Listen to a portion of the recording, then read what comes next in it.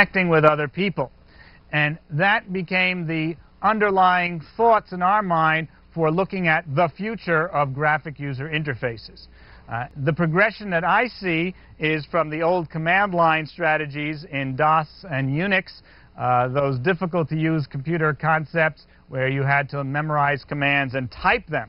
The second generation were the window managers of point-and-click direct manipulation, but still managing documents and applications. The third direction, which is currently the hot topic, of the docu-centric approach, where the applications vanish and the users are focused on their application, on their documents only, I think is appropriate, but only a transitional phase to what I think is the next generation for graphic user interfaces for the desktop model, which is what we call personal role managers, where we're designing not information, but the roles that people play in organizations, in communities, and the different components of their life.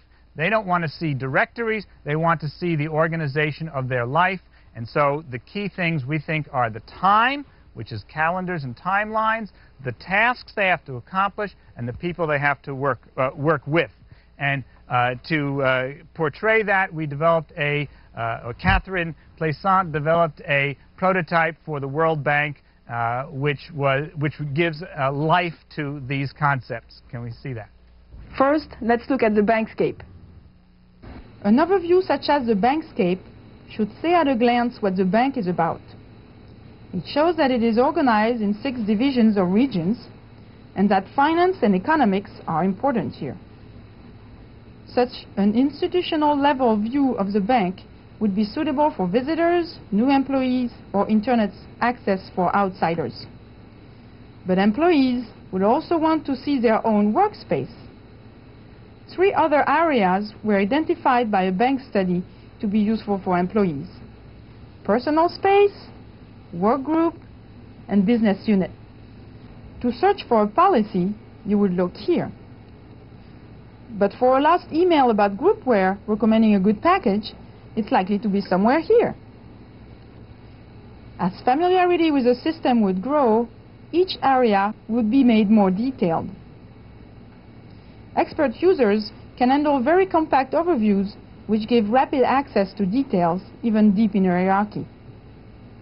Here, we could see that at the bank, I am a task manager responsible for 2 projects, one in Mali, one in Algeria. I also participate in 3 work groups, a task force on information management, the review of best practices on health, and I'm also organizing a party. This is my business unit, and this is my region.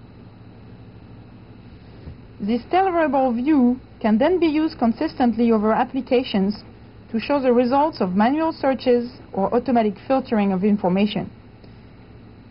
For example, when I log in, I will want to see where my semi-structured email came from,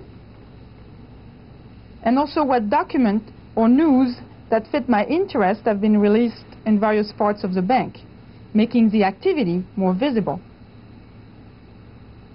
Let's see how the bankscape can be put to work to search for people. I have that new project on healthcare in Algeria.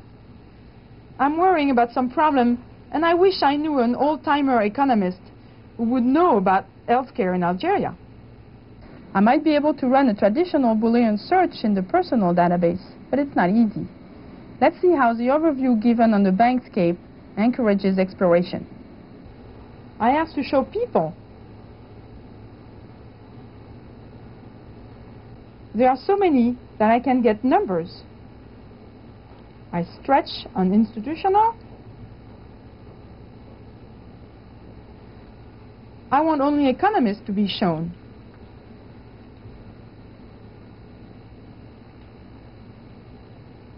Now the numbers are getting smaller, and I can see individuals. You could see there is lots of economists at the bank. I have chosen to order the faces by seniority. I see on the left the newer people, on the right the old-timers. I could see that on my region there is not too many old-timers. Now I want to restrict to economists that wrote reports. Actually, appraisal report on health, and you can see that the number of people is going down.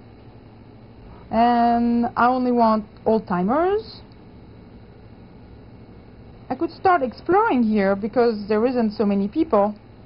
But let's say I also want to see who wrote about Algeria.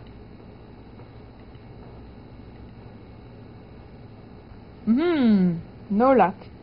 Maybe I should give up on finding an old-timer. Haha! Let's see who it is. Marie Bernel. Let's see what documents. Ah, Algeria, toward an information-based healthcare system. Yeah, it's perfect. Let's call her. Dialing. Ah, sorry, I'm away for 6 months. Let's send email. I think I'm done with her, so I'm going to close all the windows. Maybe there are people who didn't write report on Algeria, but who lived there for a long time. So I'm going to move Algeria from this side to the other side. Everybody has rated their familiarity with each country on a 1 to 4 scale. I can choose only people who grew up there. Here I get a good set of people who grew up in Algeria. But by pressing 3, I could get people who also lived in Algeria. Ah, here's a good set of people. I have Marie Bernel, and also have 3 people in my own building I didn't know about. I go back to my own bankscape.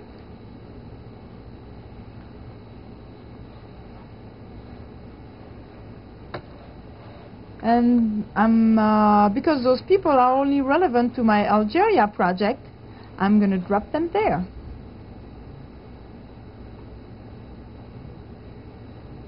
I search for people, but the same overview can be used to search for other things. Here I was looking for a better package to do the Mali budget, which is really special. I asked for resources, only on the PC, and I entered budget as a keyword. I found tools, even one developed at the bank. There is a helpline in my business unit. There is reference databases in other parts of the bank. Now I could drop those tools in my Mali roles. In our proposed personal role management model, each role has a vision statement, a task hierarchy, groups of people, and a schedule. If I zoom in on the Algeria role, the Bankscape overview recedes and the role fills the screen. I see the close collaborators on that project and the new people that Catherine found. They are consistently visible, and the pictures act as reminders and as active menus for email, phone, or fax. The schedule comes focused on that specific role, and of course the relevant files and tools are here. I can focus on a task, filtering the schedule, people and files as I desire. A role-structured environment automates many window management tasks, directs effort toward the stated vision, provides cues for intended actions, and reminders about schedule and personnel coordination. It also facilitates the description of roles and therefore the transfer of roles during vacations or for new employees. The Role Manager was an attempt to take us out of the technology and into the modeling of work processes. It's only an idea. It's something we're continuing to develop and turn into from a prototype into something that's workable and useful. But already people have come to say that this represents more the way they think about their job. It represents the way I think about my job and the different components of my work. Right now, my files are organized by the hierarchy that I have to deal with in window managers or in Unix directories. Putting them into structures that are more close to the work process, I think will have great benefits to me in organizing my work and accomplishing that job.